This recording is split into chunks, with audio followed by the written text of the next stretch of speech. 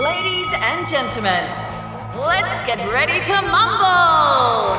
Introducing first, in the black corner, in his trademark office suit jacket tie, with a record of over 8,000 tax returns and 1,000 vast statements lodged, standing 5'11" and weighing in at... He is the man with the tax plan, the sultan of spreadsheets, the baron of vast statements, the king of ka-ching. Hailing from Ballarat, Victoria, Peter Angel!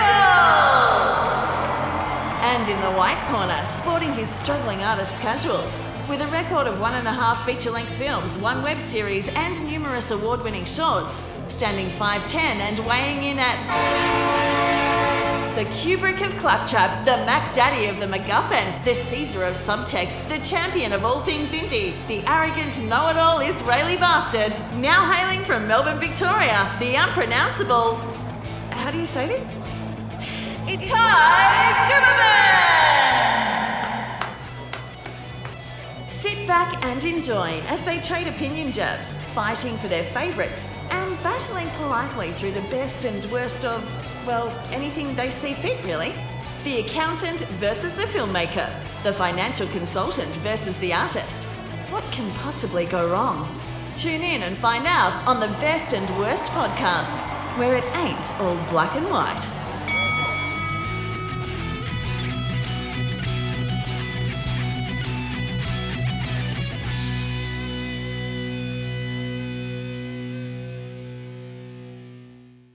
Hello and welcome to the Best and Worst podcast. My name is Peter Angel and I'm talking to Itai Guberman. How are you going, Itai? Hello, Peter. How are you? I am quite well. I'm, I guess, a little bit apprehensive about this list because today we are talking about Kevin Smith, and Kevin Smith films tend to be a little bit hit and miss. So I found Doing the Worst wasn't too bad. There was a couple that I didn't click with and, well, to be honest, thought were a pile of crap. But the good ones were harder. Yeah, it's kind of, I don't know, I didn't find any of it to be a part of, well, not any of it. Maybe the top 10 or so were pretty good, at least. The bottom 3 were not good. The 13th was one that I just thought should never have been made. But yeah, it gets better into the top 10. Yeah, there's some really, really good stuff. So even though, there's a lot of sort of unevenness there between all these titles, there's also variation in styles and everything. He's still one of my favorite directors. Yeah, and look, he's an interesting dude as well.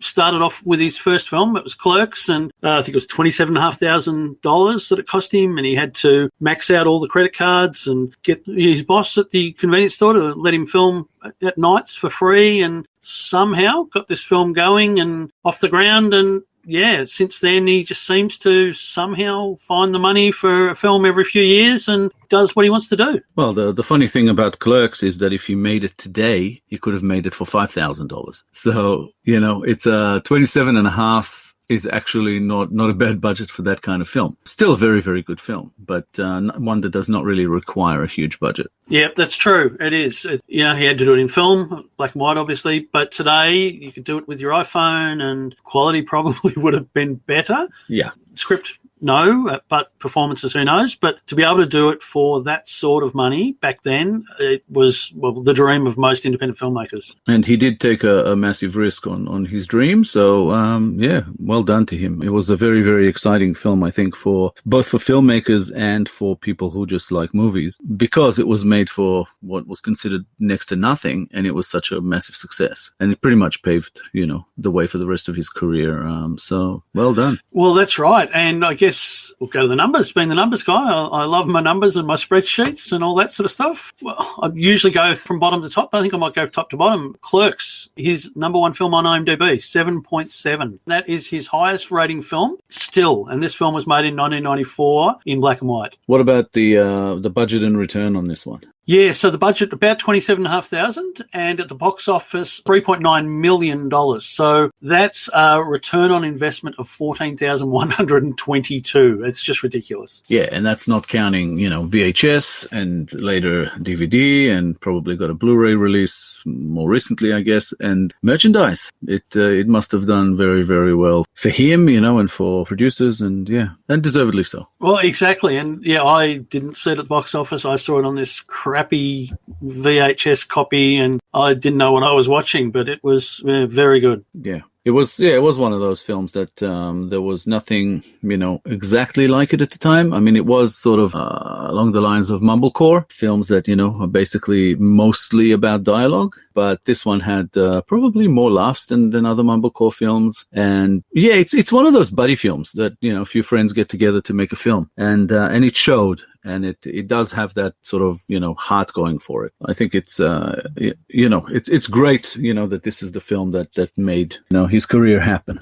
That's right. Going back to the IMDb ratings, his number 2 film on IMDb had a rating of 7.3. That was Dogma. Clerks 2 was his third highest rating. It's also 7.3. And then we go to Chasing Amy at 7.2. So you look at those 4 films, some of his earliest work, and they still stand up very highly on IMDb. Yeah, all somewhere near my top rating as well. So we're going to have some maybe similarities, I guess. Well, you and IMDb, we'll see if you and I have any similarities at all.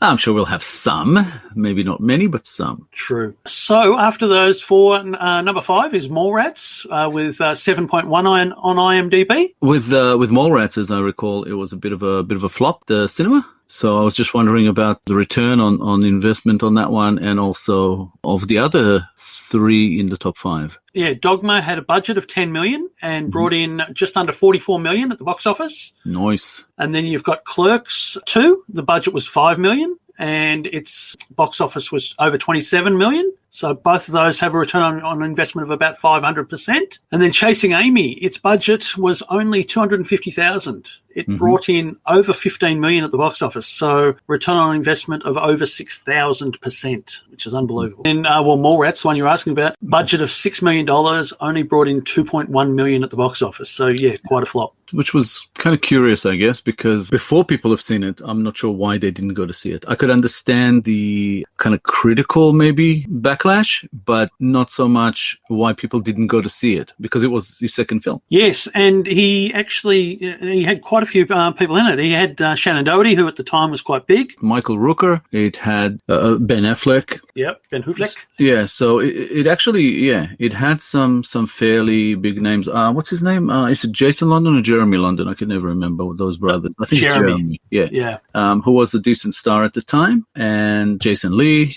It also had Claire Forlani, who was a bit of a star at the time, and Joey Lauren Adams, who later was in Chasing Amy. Yep. Jason Mewes again. Ethan Suplee was kind of, at least a familiar face to some people, even if they didn't know him by name. And of course, Stan Lee. It's interesting because Mallrats was made a year after Clerks. So he's gone from filming at the store that he worked at, but filming at night, to actually having all these Hollywood, at least B-grade, but some getting up towards A-grade actors in his film. Mm-hmm. Yeah, it had a lot going for it, and that's why I'm still sort of surprised. I think maybe from the previews or word of mouth got out pretty quickly, but it was a fairly kind of juvenile film, so people wanted to take him more seriously, I think, after Clerks, because even though the humor is there and sometimes it's a bit juvenile, the film still has something to say. There's intelligent dialogue going through it. And I think in Mallrats, there was less of it. It's not a bad film. So I was always surprised that it did kind of as badly as it did and that people kind of shit on it as much as they do. But yeah, it's not one of his best, but it's not terrible. Well, particularly when it was done so early in the piece as well. We'll go back to IMDb. We then have Jay and Silent Bob Strike Back, made in 2001. That was 6.8 on IMDb. Its budget was 22 million and it brought in just under 34 million. So not great. Yeah, it did well on DVD, I think, on rentals and sales post,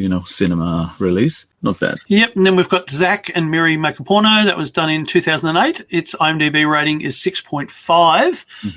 Budget of 24 million and box office of about $37 million. Yeah, I think it's possibly one of his most underrated films. It is an interesting one because it, along with Cop Out, I guess, isn't really a Kevin Smith film. It's not a bad film, but it's just not really a Kevin Smith film. Doesn't have that feel. It's probably the biggest stars he's had, as far as having Seth Rogen and Elizabeth Banks in the main roles. Yep. Yeah, it had a few sort of smaller roles that were just amazing in it. Of course, Jason Mewes again. Yep. But if I remember correctly, Brendan Routh, who at the time was Superman, was in it, and Justin Long. Well, yeah, they played gay lovers. They were boyfriends, I guess. Yeah. And very memorable, especially Justin Long's role was fantastic. But yeah, I don't know. I think it's much better than people give it credit. Needless to say, it's sort of high on my list. Also had Craig Robinson, who I think from that film, after that he was in The Office, and that's where probably most people know him from. But, yeah, I loved him in this. He was just hilarious. Yeah. Yeah. It's one of those films. I thought it should have done much, much better. Yep. Number 8, we've got Jersey Girl, and number 9, Red State, both with 6.2 on IMDb. Now, Jersey Girl had a budget of $35 million and brought in $37 million at the box office. I don't know where that $35 million was spent. I'm surprised that it brought that in. Because word of mouth got out very quickly on this one, that it's not a good film. Again, he had the names in it. He had Ben Affleck and Liv Tyler, I think, in the main roles. Yeah. Yeah, I don't know. I think George Carlin and Stephen Root were in it as well, who were fairly, George Carlin, legend. Yeah, one of the best stand-up comics of all time. Stephen Root is very much a character actor, sort of appears in a lot of films and series. So was Mike Starr. Is this maybe around Ben Affleck's breakup with J-Lo? Was it part of all that came through? I don't know, but Kevin Smith wrote it. So, I think he just wanted to make sort of a PG-13 film.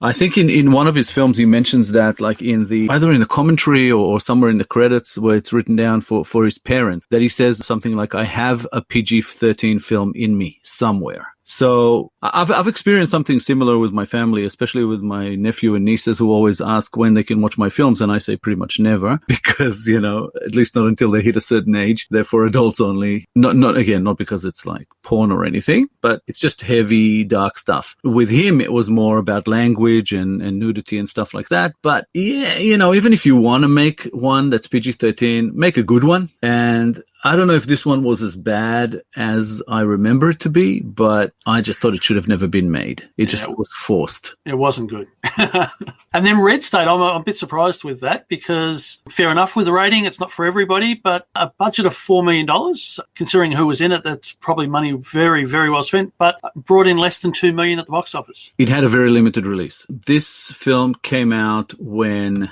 I think, streaming was starting to take over. I think it was about 2011, 2012 that it was actually released. And I think there was already things were starting to happen with streaming and with films going straight to DVD, as soon as they get to the cinemas and stuff. It never got a wide release. So, unlike the other films that we're talking about. So it kind of has a disadvantage there. I don't think it was ever going to make all of its money at the cinema. And again, this was a massive departure for Kevin Smith from his other stuff, even more so than Jersey Girl. Well, yeah, I guess it was the next step up from Dogma, wasn't it? It's, along religious lines, but taking it that one step further. Yeah, I think he really, really upped the volume in this one. I like the film. I think that the IMDb rating is low, but it's fairly close. It's like about a 7 for me. And I did enjoy it, and I thought that it was, in some respects like over the top, but it was meant to be. So I was kind of in on the tongue-in-cheek aspect, but also I just found it interesting. I just really enjoyed it. Yeah, and well, the next one at number 10 is Jay and Silent Bob Reboot, and a rating of 5.7, another one that I think is very low for what it is. Yeah, I think it's actually a very entertaining film and kind of his best one of late. Yeah, and I probably shouldn't say anything about the rating. I'll leave it for when we talk about it. But yeah, surprisingly low. Yeah. I had a lot of laughs with this one. Yeah, I think it's undeserved. And also, but it also had sort of a disadvantage. What's his ticket sales and budget? Yeah, well, the budget was $10 million and the box office was $4.7 million. So did not make the money at the box office, as most of his films of late haven't. Yeah, but again, this was 2019, so it's kind of like the streaming age already. So I don't think it was ever expected to stay in cinemas for a long time. I think it was made to hit the streaming sites kind of as quickly as possible. Yeah. I don't know. I would half assume that it would kind of maybe break even or has broken even already. But again, today you don't have the DVD sales, so that's kind of a killer. So I don't know. It's a fair discrepancy from $10 million budget to get $4 million back, and obviously it's not the full 4 because most of it goes to the cinemas. Yeah. So yeah, I think it would take a long time for this one to make its money back, but I do think it is very good. It is. If you haven't seen it, do yourself a favour, because it is actually very entertaining. Yes. It's a very, very self-aware film that is taking the piss out of itself at every turn. Kevin Smith is making fun of himself. The actors are making fun of themselves, the characters. It's on many levels, and I enjoyed it. Me too. Not so much the next film at number 11, Cop Out. 5.6 IMDb, possibly a little generous. Budget $30 million, brought back almost $56 million. So it just goes to show you can make a crap film. If you put Bruce Willis in it, you'll probably make your money back. Well, I don't know if it's made its money back. Considering the marketing budgets and all that at the time. This one was really pushed out there as far as marketing, again, because it's Bruce Willis. But yeah, Bruce Willis and Tracy Morgan, yeah? Yeah. Yeah, I don't know. Very, very disappointing film to me. I just did not see why it was even made, because it was just not that different. Any other sort of cop buddy kind of comedy. But this one, we should point out, it was not written by Kevin Smith. No, it wasn't. It was a studio film that they just got him in to direct. Yeah, I don't know. I can't mince words on this one. It's a stinker. It's just not a good film. It basically regurgitates material that's been done before, and not well. It was kind of sad to see Bruce Willis kind of phoning it in. More than normal. Yeah, and the chemistry between Bruce Willis and Tracy Morgan was almost non-existent. And you can't make that kind of a film when your actors don't really mix. I don't know why they thought this was a good idea. No, me neither. Speaking of films that probably not sure it was a good idea, is number 12. That's Tusk. IMDb rating of 5.3, budget of $3 million, brought in $1.8 million back at the box office. So didn't do terribly well, but good on him for trying, I think. Look, it's not a good idea as far as it was never going to succeed, but it's not a bad film.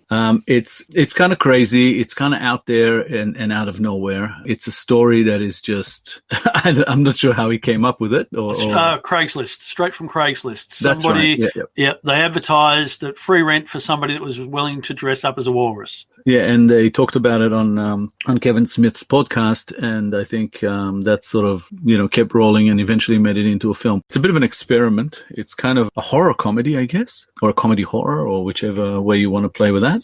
It's tragic. Yeah, it's not very funny. It's not very scary, but it's interesting. Yeah, I don't know. It's one of those films where I went into it not really knowing a whole lot, and I had no real expectations. After Red State, I have to say I did not know what to expect. And I liked it.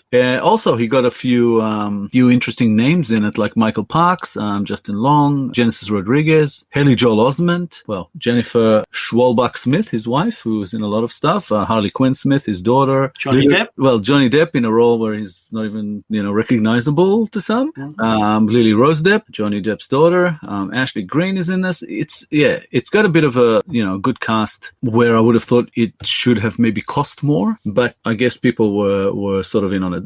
They wanted to help Kevin Smith make this film. They wanted to be in it. I don't know if anyone in that cast and crew ever thought this film was going to be a success. No. Yeah, but they wanted to make it, and good on them. I think it's a pretty good film. I think people are overly harsh with this one. Yeah, it is a very interesting film and very different to what was basically the follow-up, and that was his 13th highest or the lowest rating film on IMDb, Yoga Hosers. I don't know what he was thinking. It just sounded like a terrible idea. It's not giving too much away that it is my least favorite of his films. I could not believe how bad it was. I thought it was going to be a teenage bounty hunter type of thing, the TV show that was on Netflix recently. He spent $5 million on it, and it brought back $22,958 at the box office. That's a 0.5% return on investment at the box office. Yeah, look, I didn't think it was good, but I didn't think it was that bad. I think it's another one of those films that is in some way a Kevin Smith film, which is like a bunch of friends get together to make a movie. It looks a bit better than that, obviously, because the bunch of friends that get together in this one are Kevin Smith and Johnny Depp and,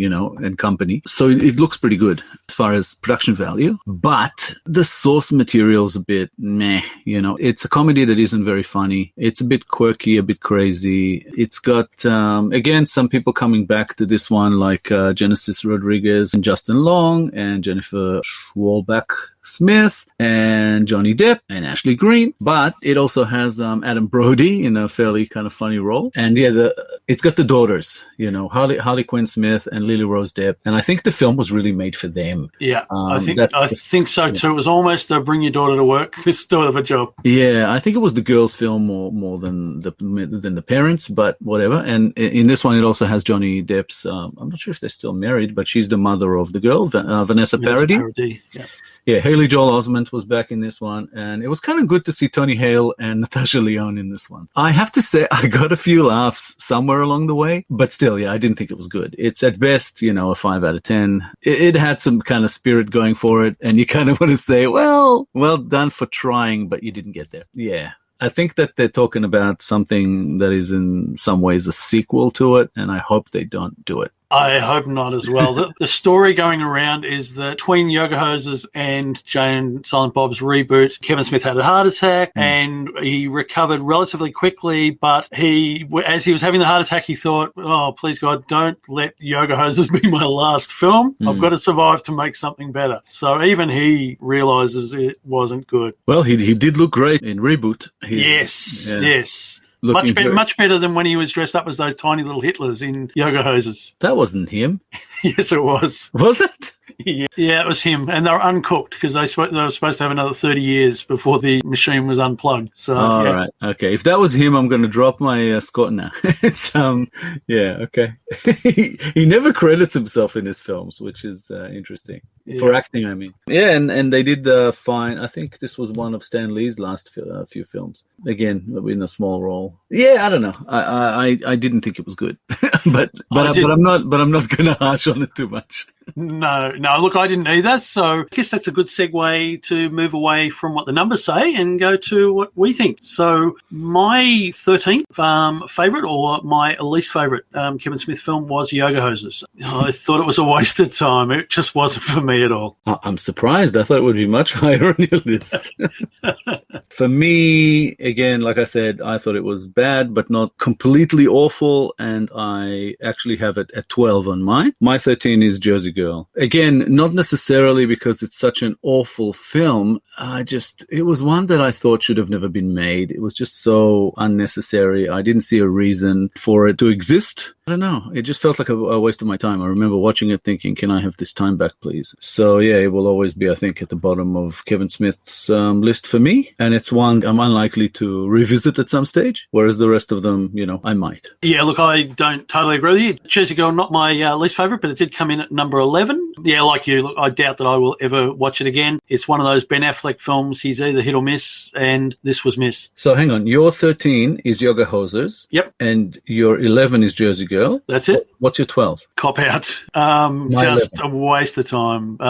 Yeah, as we said before, it's a cop film, and usually cop films aren't bad, but this one is bad. Yeah, it's we have the exact bottom 3, and I think they are the 3 bad films that he has. I think the top 10 are actually all decent films. This is my worst of Kevin Smith. So Cop Out is my 11th, Yoga Hosers 12, and Jersey Girl at 13, and they're the only bad films I think he made. Yes, yeah, they're the 3 films that you wouldn't recommend to anybody. The other films, the other 10, some of them I wouldn't recommend to some people, but I would recommend to others, and vice versa. But these 3, there's so many decent films out there, and these 3 are not in that bracket of decent films. Mm-hmm. So we've done the, I guess, the worst. So now we're kind of going to the best-ish, which is Kevin Smith's top 10. And my number 10 is a surprise probably to some people, and it's also a surprise to me, but I couldn't rate it higher, and that's Mallrats. Well, yeah, that is a surprise. It's top 5 with IMDb. Look, I didn't rate it that highly either. Number 8 for me. Yeah, no, it's, again, I enjoyed it. It's fun, it's funny, but it never felt quality to me. There's something about it that felt a bit kind of thrown together, kind of amateurish, which is a little bit like Kevin Smith in some ways, but I just thought thought he's better than this. And as a follow-up to Clerks, I thought he should have done better, but it wasn't that bad. And again, it had all the characters in it, Jane, Silent Bob, and yeah, just a good film, but not better than my other 9, I guess. You had it at 8, you say, yes? I did, yeah. I had it at number 8. Didn't have the heart of Clerks. It had a lot more shine and a lot more money thrown at it, but it was a bit bland, really. Yeah, it was a little bit more over the top in some performances, namely, Michael Rooker as the baddie, kind of the girl's father. That, I didn't love it. It just reminded me of kind of old college comedies, and just didn't quite work for me, but still not bad. It had the laughs, like I said. It had some interesting dialogue in it. Joey Lauren Adams appears in it. It can't be all that bad, but yeah, what was it? It had a topless fortune teller in it as well.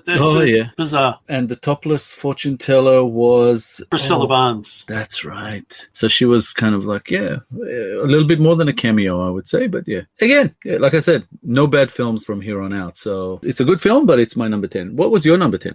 Tusk. Yeah, very interesting film. A bit hard to watch in places. It was a little bit of hard work, and knowing the story behind how it got made, and it wasn't a dare, but it was basically we'll make it, we can do it. Yeah, it was just a very interesting idea. I'm not sure if it was completely pulled off or anything, but at least he gave it a go. At least he tried, whereas some of these other things, it seemed like the committee was in charge of it. Well, Tusk is my number 9. And I guess for me, this is probably going to be a line that I should repeat almost every episode of the podcast. But as a writer-director,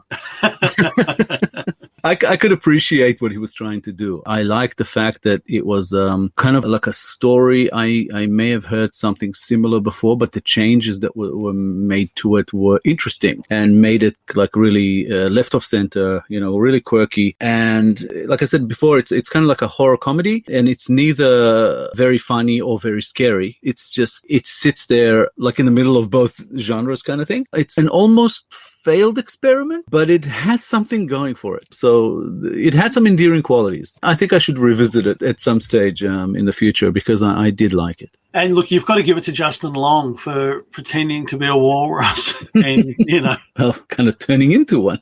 Well, yes, yes.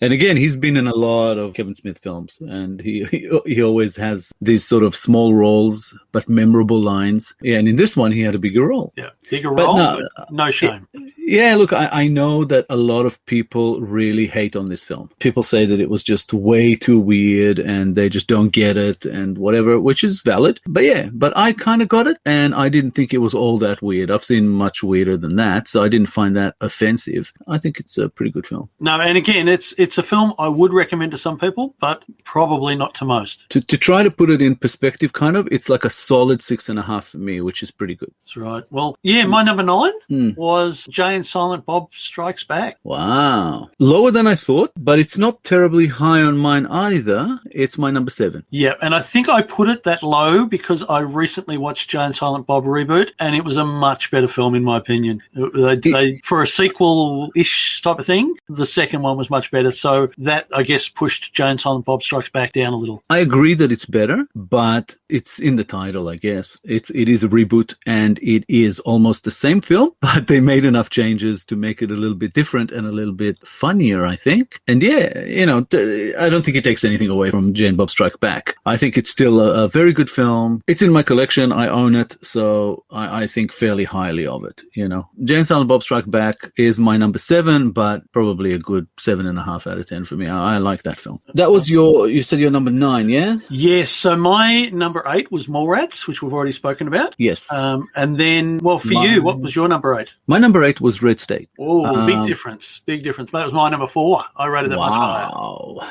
Okay. Cracked your top 5 somehow.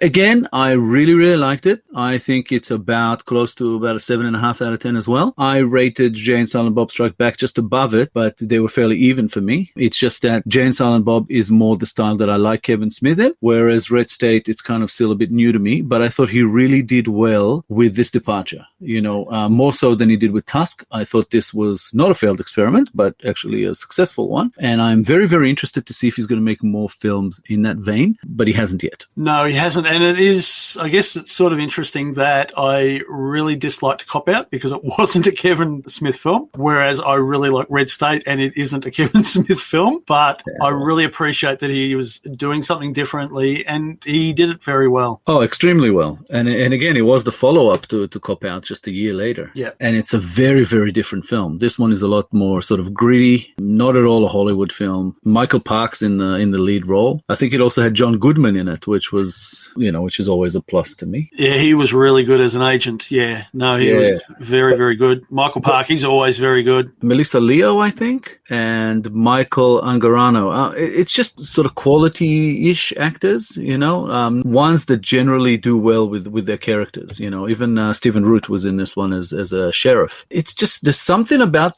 this film that kind of screamed quality. It was very, very different to many, many films, because I have to say, like, a lot of the way through it, I was still looking for the comedy. There's not much in it. I kept thinking, okay, the comedy in it is sort of meta. It's like it's above the story, but it's not in there. It's just kind of the way he sees this type of thing. So yeah, I don't know. I really, really enjoyed it. A solid 7.5. And again, since 2011, I thought he's going to make another one like that or in that sort of direction, but he hasn't. Yeah. So anyway, no. So for me, I guess it surprised me too that I rated it number 4, but it's one that sort of stuck with me. And I just think it's a good film for him to have on his resume. It sort of shows he can do. Absolutely. Yeah. When did you see it? Oh, only recently. Only saw it in the last week or two. That's why. Oh, I see. Okay. So it's very, very fresh. Yeah. Okay. And it surprised me how good it was. Yeah, I saw it when it came out. Probably 2011, 2012. A long time ago. It's still fairly fresh in my mind because, again, there's I remember Michael Parks' performance being more than he's ever had to act, I think, in any film. Yeah, and very, very long monologue, probably about 15 minutes at one stage where he's talking about his religious beliefs and stuff like that. So on the one hand, it seemed a little bit too long. It could have been a few minutes short, but still very mesmerizing. Yeah. And again, it was sort of listed, I think, on IMDb as like crime horror type film. No, not quite horror. I didn't see the horror. There's kind of like a bit of a thriller going on there. Well, the boys are kidnapped and, they think that they're going to be having sex with an older woman, and next thing you know, they're about to be killed by some religious extremists. So there's a little bit of horror in it. Yeah, gotta love it. I think it's kind of Kevin Smith's view on fundamentalists. No, very good film. What is it on IMDb? 6.2 was it? 6.2, yeah. So it's quite low. Yeah. I'm like a full point plus. I've got it at about 7.5. So yeah, very, very good film. It's not a perfect film, and again, this is the reason I wanted to see him make more like it, to see if he can improve on it. I actually thought he was going to go in a direction of filmmakers like David Fincher in a way, not as far as his style of directing, but the source material. I thought he was going to take us into some dark thrillers from there, and I was excited to see that from Kevin Smith. But he went back to more comedy, and some good, some not at all. Where are we on the lists? Well, we're up to my number 7, so that's for me, Jane Silent Bob Reboot. Okay, so for me, 7 is, like I said, Jane Silent Bob Strike Back. Reboot is my number 6. Yep. So yeah, well, we're pretty close, really. Like for a good recent film, it's middle of the road. Very good, very funny. I liked how it was making fun of both Jane Silent Bob Strike Back and making fun of the reboot itself, and making fun of Kevin Smith films, and making fun of some of the actors and the characters, And making fun of Kevin Smith himself, where he's trying to get on the plane and then they said he's been waitlisted, and then he says, oh, hang on a minute, no, I've lost a lot of weight, and so I don't need 2 seats anymore. There's just a few things where Kevin Smith's sort of having a crack at himself. And I think Ben Affleck was having a crack at himself in some of the films he's made. Yeah, there's some very clever dialogue going on in this one that was very much sort of self-deprecating and a lot of sort of in-jokes for people who have seen Kevin Smith films. So I had a lot of fun with it. Yeah, no, I did too. And it was good to see, well, pretty much everybody turning up again. Yeah, it's my number 6, but it's like, it's very much, nudging an 8 out of 10. So probably a 7.8 or something like that. Yeah. Yeah. So, my number 6 is Zack and Miri Make a Porno. Oh, blasphemy. I'm not going to say where it is on mine, but it's not there. No. No. No, look, I liked it. It was a good film, but didn't feel like a Kevin Smith film. It was almost like a Judd Apatow film, and it just seemed like he wasn't doing it as well as he would have done it. I don't know. I thought it was like a Judd Apatow film, but just as good. I don't know. It just has many, many, many funny lines. It has a very funny premise that pays off. So, whatever he was trying to do here succeeded, I think, big time. And I don't know. To me, it's the funniest out of his films. Probably the one where I laughed the most. Yep. And it's a little bit shinier, a little bit more Hollywood maybe, and that's why it's a little bit Judd Apatow-y. But that's not a bad thing. I love Judd Apatow, and I thought that Kevin Smith was making a step in the right direction here, and it was very good. It was a lot more sort of commercial than his other films. Yep. But still with enough edge to it. There's definitely jokes there that are not for the mainstream. Very, very, very funny film. Yeah, and look, I rated it number 6, so I did rate it very high. Just it sounds like not as high as you. Not as high, no.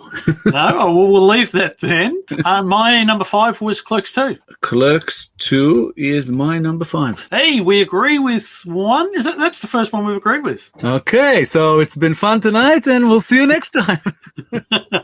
We agree on one. That's not bad. Yeah, no, Clerks 2, great film. At some point, I was kind of thinking, is it better than Clerks? And it's just very different, I think. Yep.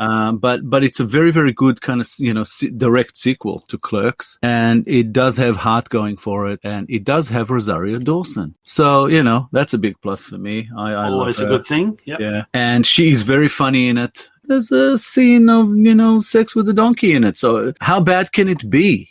But it has one of the funniest bits in it for me. There's one that's the Astor-mouth talk, which I thought was hilarious. Also, a scene where Randall, Jeff Anderson, basically trashes Lord of the Rings with a whole lot of gay themes to one of their co-workers. I think Elias was his name, and a patron of the movie franchise that they now work in. And it gets so bad and so vivid that the guy ends up throwing up, which I thought was hilarious. So yeah. Very, very good film, Clerks 2. It is, and so we both had it at 5. So we've both rated it very, very highly for 2006 film. Yeah, and it's top 5 of a top 10 that we agree are all good films. So it's in the top half. Yeah. Yep, that's right. And then my 4 was Red State, and that was your 8. So we've already spoken about that. Yeah, that's the one that we have, I think, maybe the biggest discrepancy. But my number 4 is Clerks. Ooh, that's my number 1. Yeah, I was surprised that it dropped this low on my list. But I have to say it's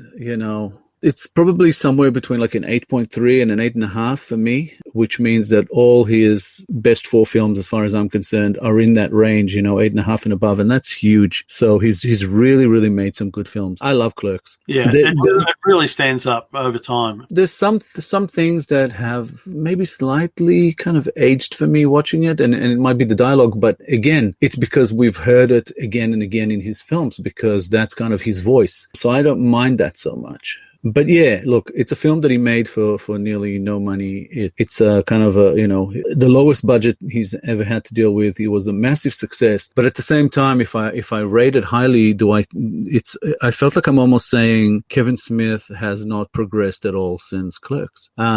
So I couldn't bump it into my top 3 because the top 3 films I have I actually like more than I like Clerks. Whether I think they're better films or not, I think is immaterial here, because it is really a favorite list. It is, and so I've got that at number 1, and for me it has stood up over time, but it's obviously a very good film. But I think part of it is the fact that as an accountant, 14,122% return on investment. The film cost him $27,500, box office of nearly $4 million, and look, the dialogue is so well done. The fact that he was filming it in this convenience store overnight, so then he had to come up with the idea of the shutter wouldn't open, which is why it was always dark. Just so well done. And I understand what you're saying. First film, has he progressed and stuff? Look, he probably has, but for me, it's still his number 1 film. Yeah, well, unlike other films, where you're talking about the percentage as far as the, the budget and the ticket sales, cinema ticket sales. With most films, I kind of have to stop you and go, that's not counting. I know, it's only this and part. that. Yep. And it's probably a bit less than that. With him, it's actually more because not a lot of money was spent on advertising and promoting this one, but a shitload more came from, VHS and DVD and all the rest of it. So it actually made more than what you think. Yeah. So it's, you can't dispute that. When you make a film for that little and it is successful, the rate of return would be huge. Now, well done. And like I said, it paved the way for the rest of them. So full respect. My number 3 is Zack and Miri Make a Porno, which again, like I said, I think is the funniest film Kevin Smith ever made. And it's the most quotable for me. And yeah, I just kept laughing and laughing, long after seeing it. I've seen it a few times and it hasn't aged much. Yeah, it's just a great film. And I can't fault him for it, being a little bit like Judd Apatow or a little bit more mainstream. It is just a very, very, very good comedy. My number 3 is Chasing Amy. Okay. Do we agree on that one at least? No. No? No. No, we don't. Well, how can we agree on this one? Because that's Zack true. and Miri is my third. That's right, yeah. So Chasing Amy is my third best film. But like you, top 4, top 5, they're all so good. They're all winners? Well, yeah. But yeah, it was hard to pick, between them, really. It was. It really was. My top 2 was the most sort of struggle that I had here. And I guess that's where we're up to, yeah? Top 2? I mean, we know you're number 1. So your number 2 is obviously Dogma. It is, yep, Dogma, and yep, Clerks number 1. Okay, we agree on number 2. Hey, that's 2. 2 out of 13, we've agreed one. Yeah, and Dogma to me was a tough one to put at number 2 because I wanted to bump it to number 1. It is, as far as the subject matter, it's the one that tickled my intelligence, I think, in a way. I know it's not meant to be as sort of an atheist type of film like other people think it is. He's not actually bagging God or something. But a lot of the humor is, it's this whole theological thing. It's very, very funny, very clever, very intelligent. I just love this film. Of course, the Alanis Morissette appearance was one. Yeah. I remember when I saw it for the first time, I thought it was genius. Yeah, Alan Rickman, Selma Hayek. It has just a little bit of everything. Chris Rock, just very, very funny. Again, it has all the other, characters coming back. You have Ben Affleck and Matt Damon as slightly different characters in this one, but very, very funny. Yeah, George Carlin introducing the winking Jesus. Yeah, he was the cardinal. Yeah. Yeah, the cool Jesus. I can't remember how they actually termed it, but yeah, that was very, very funny. So, and that was in the opening scene. And to me, that was like, it set up the rest of the film. It was like, this is going to be hilarious. And it was just very funny, very fun, and a bit of a sort of a journey type of film. In a way, a little bit like Lord of the Rings. Who was it? Linda Fiorentino? Yes. And again, she was very likable in this. Even Janine Garofalo's in it too. Jeez, yeah, that's right. She's her friend from work. Yeah. Yeah, no, very, very good. Brian O'Halloran comes back. Just a very, very good, very clever film. I remember, anytime I watch it, I just can't see much wrong with it at all, anywhere. It kept me going from start to finish. Fantastic. Yeah, Jason Lee, of course, comes in as Azrael. Jeff Anderson makes a bit of a small appearance in this one as the gun salesman, if you remember, when the two angels go to buy a gun from him. Just a very good film, which, brings us to my number 1. Yeah, my number 3. Chasing Amy. Yeah, to me, still stands. I think it's Chasing Amy and Dogma that stand sort of far above the rest. A good, 9 out of 10. There's something about Chasing Amy. I always thought it should have been the follow-up to Clerks, because there's something about it that is sort of in that clerk mode. I'm looking at Chasing Amy, rating on IMDb 7.2. Mine's like full 2 points above that. Fantastic dialogue. The characters, everything is I just love this film. There's something about that whole sort of love story, not necessarily happy ending. There's the buddy thing there. Yeah, very, very interesting premise, of basically a guy who falls in love with a lesbian who falls in love with him, and he just has to fuck it up because he's an idiot. That's pretty much the movie. But still, it's fantastic. Casey Affleck makes a little bit of an appearance in this one. He was just one of the guys in line waiting for an autograph and then having a go at Jason Lee for being a tracer. Very funny scene. Yeah, Joey Lauren Adams, I thought, was absolutely perfect in this role. Very, very, very believable. Everything in that worked. And I think from this film, I had a bit of a crush on her. And I think that, I don't know why she just disappeared as much as she did.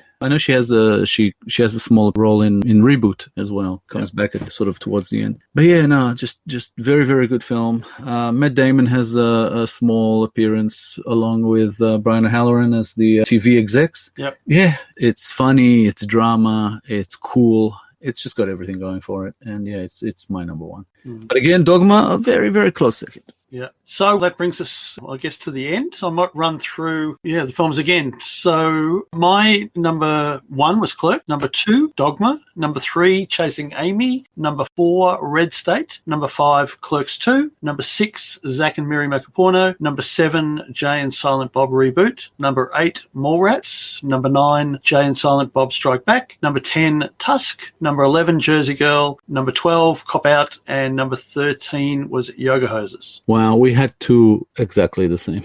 Number 2 and number 5. But my top 13, I'll go from 13 to 1. Jersey Girl at 13, Yoga Hosers at 12, Cop Out at 11, and after that, everything good. Those were my worst, the rest are my best. Number 10, Mallrats. Number 9, Tusk. Number 8, Red State. Number 7, Jay and Silent Bob Strike Back. Number 6, Jay and Silent Bob Reboot. Number 5, Clerks 2. Number 4, Clerks. Number 3, Zack and Miri Make a Porno. Number 2, Dogma. And number 1, Chasing Amy. I really enjoyed revisiting some of these. Yeah, Kevin Smith, definitely an interesting voice. And yeah, I hope to see, some more films from him coming soon. Hopefully not in the vein of Yoga Hosers and more either in the style of maybe Red State or back to his, original sort of universe, which was the Clerks universe, I guess we can call it. Yeah, the View Askew universe, as they call it. Yeah, View Askew, the company. Yep. Great stuff. Yeah, well, it is interesting, the fact that, out of the 13, we sort of in the same vibe of the thing, I suppose. It's pretty obvious what the bad or not so good films are, but then at the top of the list, it's a bit of a roadblock. There's so many good films there. Yeah, it's definitely one of the better writer-directors, we've seen over time. There's a very, very almost kind of indie feel to a lot of his stuff. He's not quite your mainstream Hollywood type films. There's only a couple that might sort of belong in there, and one of them is probably Jersey Girl. The other one's probably Zack and Miri Make a Porno. And one is terrible, which is Jersey Girl, and one is fantastic, which is Zack and Miri. So he's a lot more consistent, I think, in the indie, style. So, yeah. He is, but it's interesting because his last film, Jay and Silent Bob Reboot, a budget of $6 million, and then you look at the names that are in that film.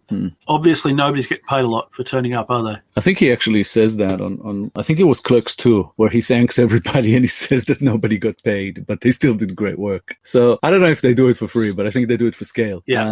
So yeah. Like some other filmmakers, like maybe Tarantino and some other ones, there are always going to be people around who want to be in a Kevin Smith film. So I think he does really well in that. Yeah, I'm not 100% sure if it's him who recruits them or if it's Scott Mosier, his producer, who does a lot of that heavy lifting. But they're a great team. They are. And look, it must be a fun set because the number of times that these people just keep coming back, he can't have that much incriminating evidence on people. So, they must be coming back because they like him. There's a bit of a joke, I think, in Reboot where he basically says something about, I think you mentioned this before, about guilting people after his heart attack, but there was also another one where he says basically getting back people who owe him. And there was some kind of a thing about, actually, I can't remember if that was in Reboot or in one of the Jay and Bob Strike Back, because I think it was directed at both Affleck and Damon, because they were in his films before they became big, and then they blew up. Not necessarily because of his films, but still, he was willing to, to give them roles and all the rest of it. And I think they are very good friends, and they